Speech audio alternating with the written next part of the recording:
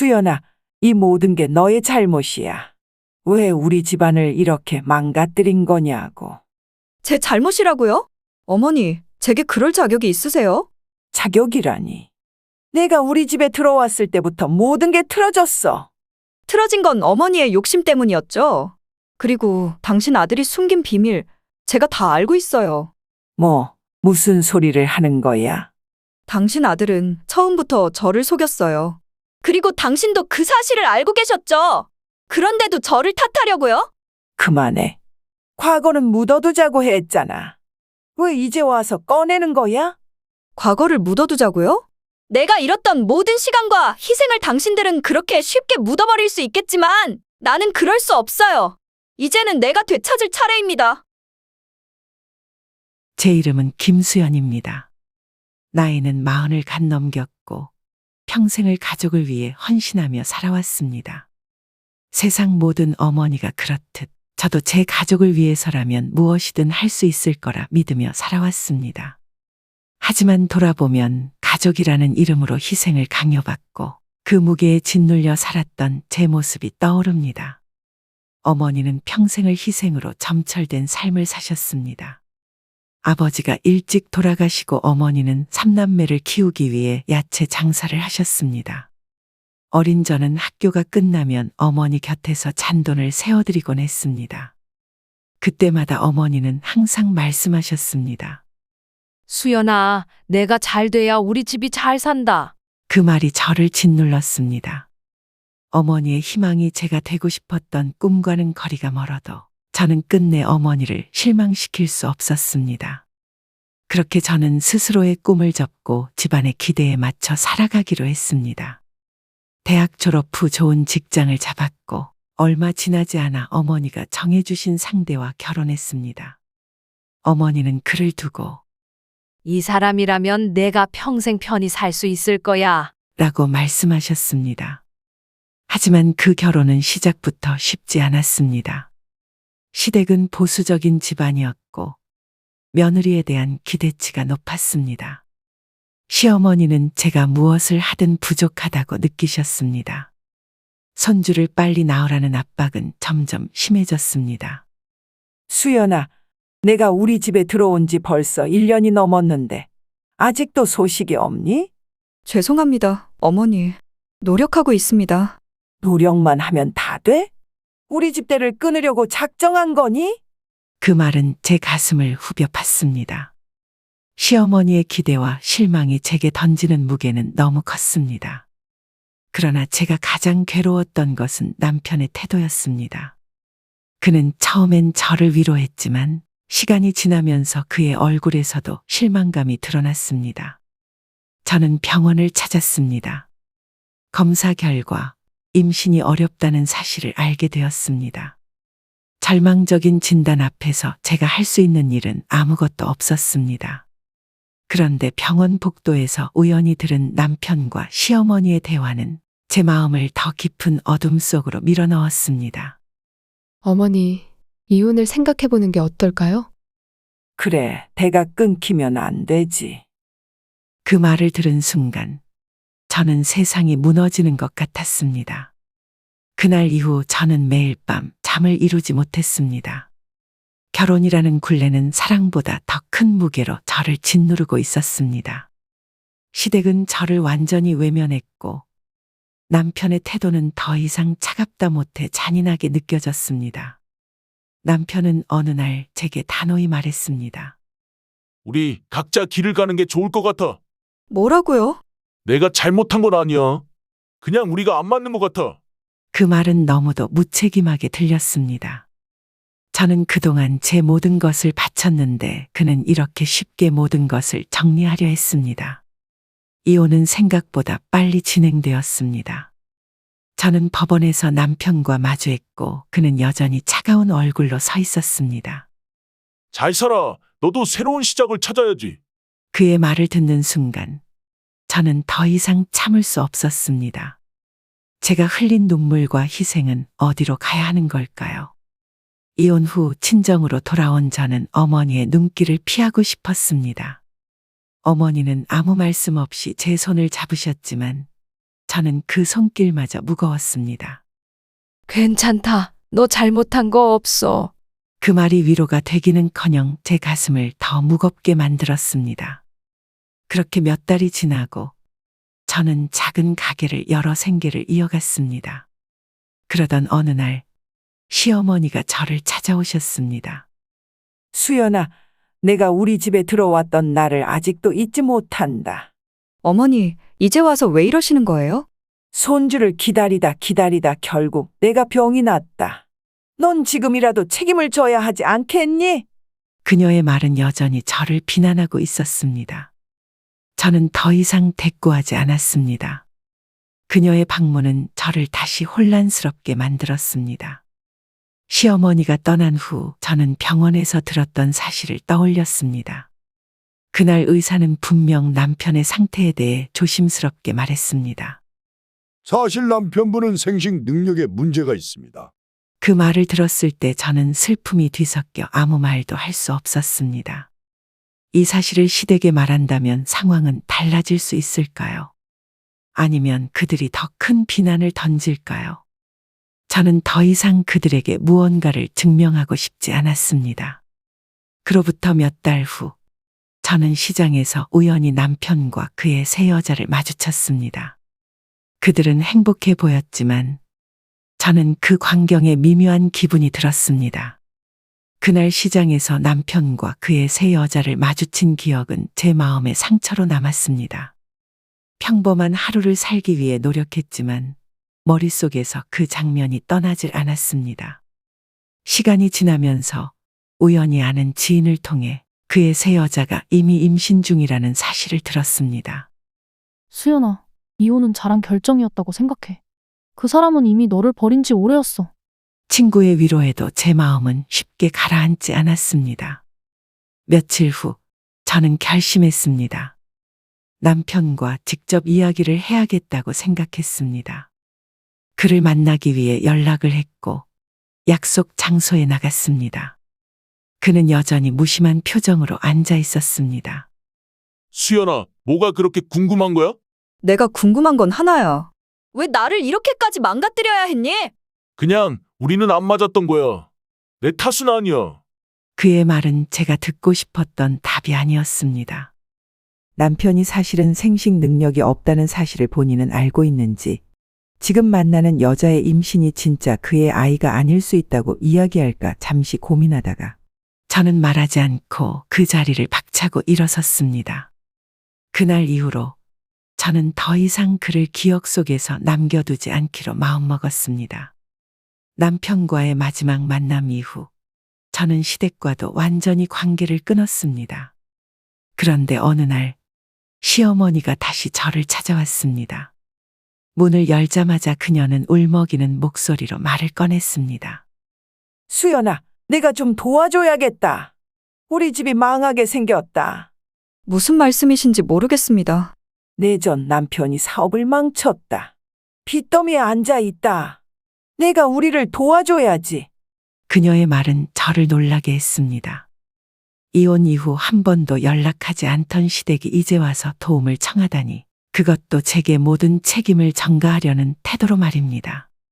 죄송하지만 저는 어머니를 도울 수 없습니다. 저를 외면하시던 때를 기억해 보세요.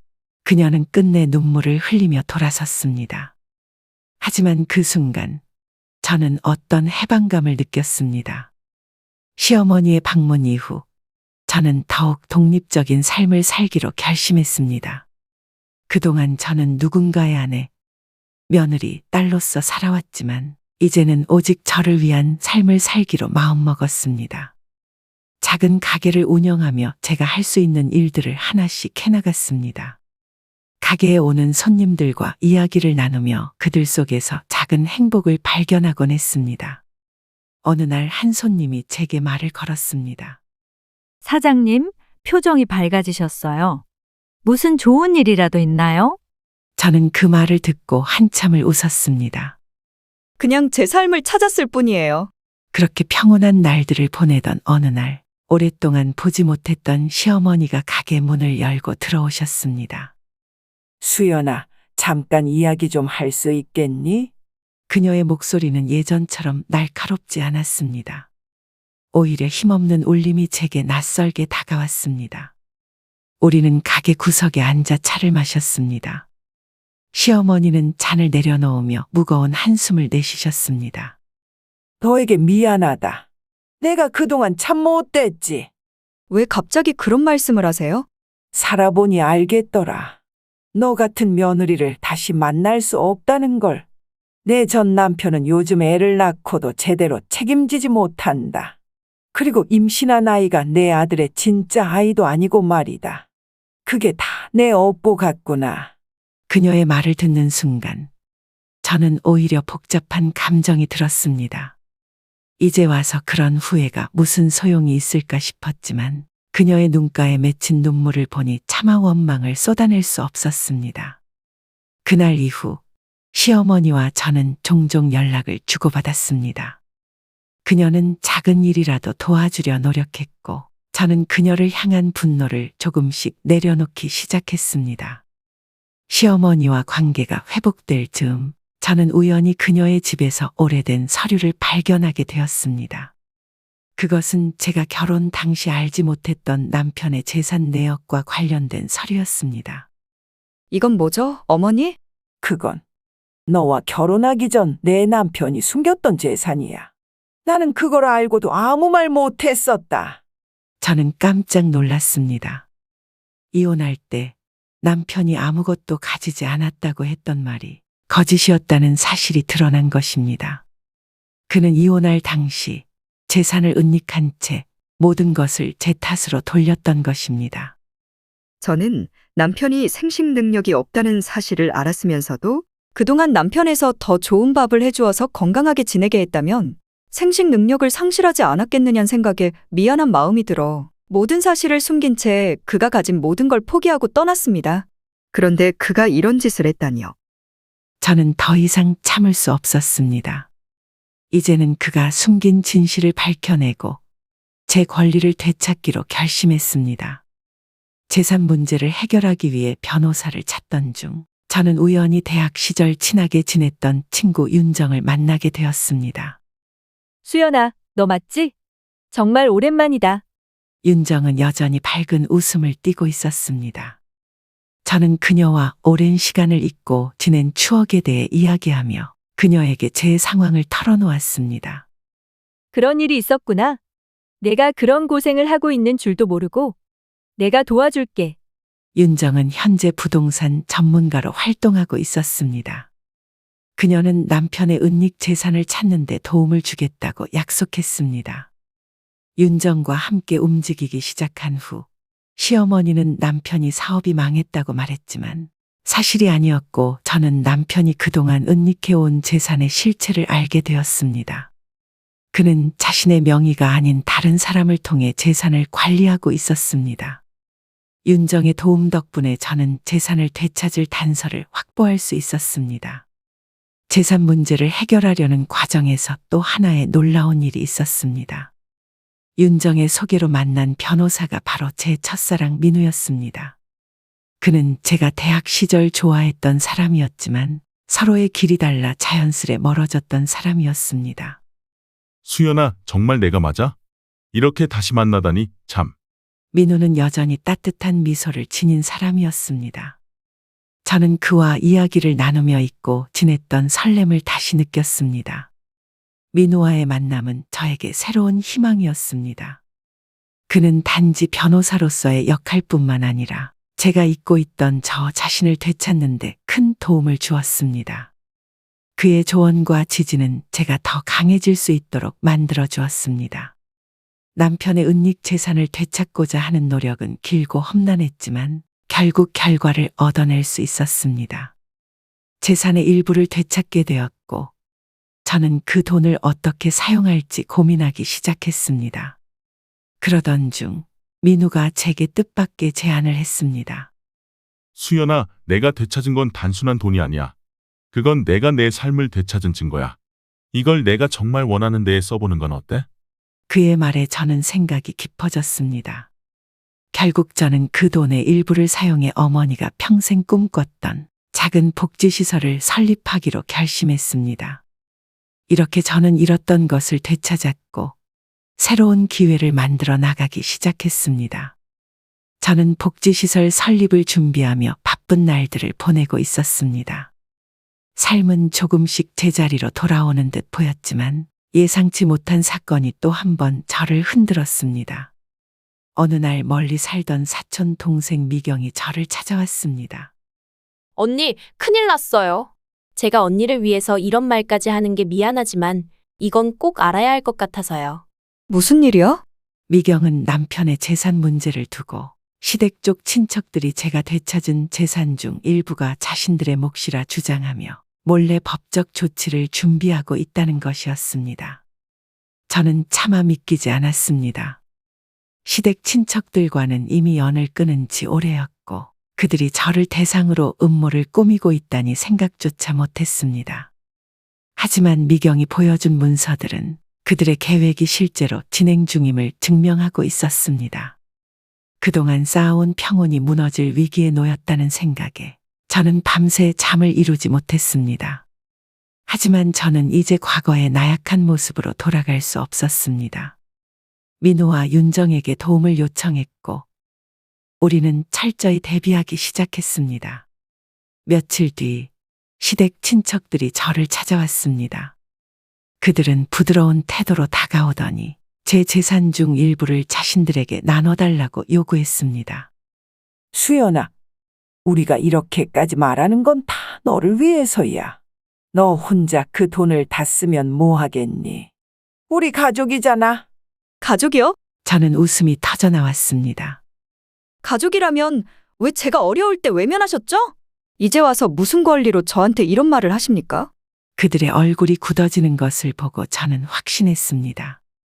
더 이상 이들에게 끌려다니지 않을 것입니다. 저는 민우의 도움으로 법적으로 그들의 음모를 막아냈습니다. 시댁 친척들과의 갈등이 해결된 후 저는 한 가지 의문을 떠올렸습니다. 과거 시아버지가 돌아가셨을 때 남기셨던 유언이 떠올랐기 때문입니다. 그 당시 저는 시댁에서 멀어진 상태였기에 유언의 내용을 알지 못했습니다. 시어머니와의 관계가 회복된 지금 저는 그녀에게 유언에 대해 물어보기로 했습니다. 시어머니는 잠시 망설이다가 오래된 봉투를 꺼내셨습니다. 이걸 보고 내가 판단해라. 나는 그때 아무 말도 할 수 없었다. 봉투를 열자 시아버지가 남긴 유산에 대한 구체적인 내용이 적혀 있었습니다. 놀랍게도 그 유산 중 일부는 제가 받을 수 있도록 지정되어 있었습니다. 하지만 시댁은 이 사실을 숨기고 모든 유산을 나눠 가진 것이었습니다. 저는 충격과 분노가 뒤섞인 감정으로 문서를 읽었습니다. 시아버지가 저를 신뢰했기에 남긴 몫을 그들이 은폐했다는 사실이 용납되지 않았습니다. 하지만 저는 이번에도 분노 대신 차분함을 택했습니다. 법적 절차를 통해 제 몫을 되찾기로 결심했기 때문입니다.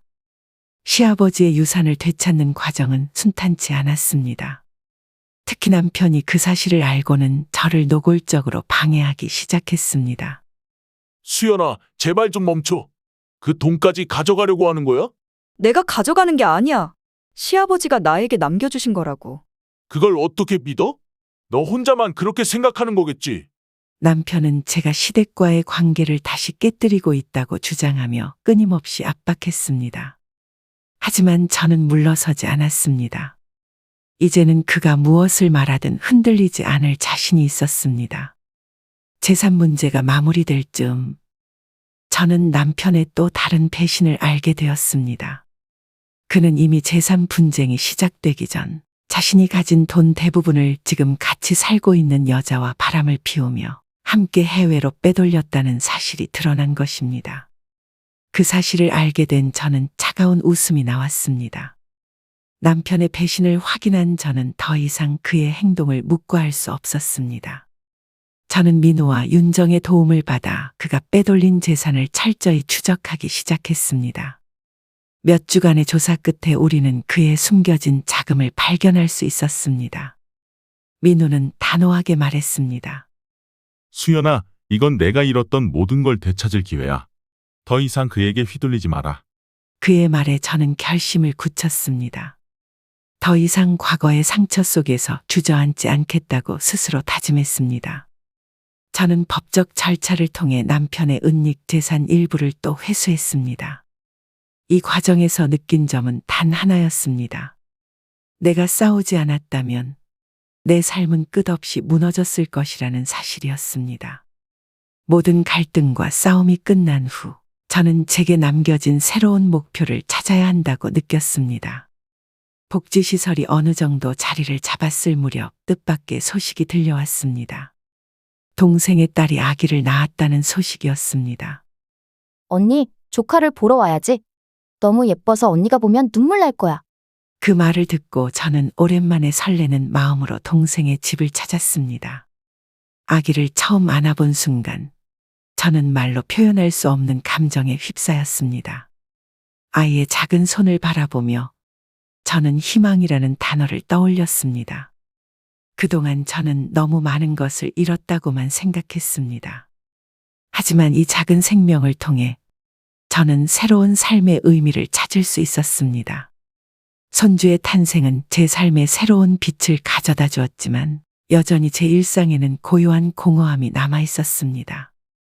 복지시설을 운영하며 사람들의 이야기를 듣고 그들의 삶에 작은 도움이 되는 일은 제게 큰 보람이었습니다. 어느 날 평범한 일상이 조금 특별해지는 일이 있었습니다.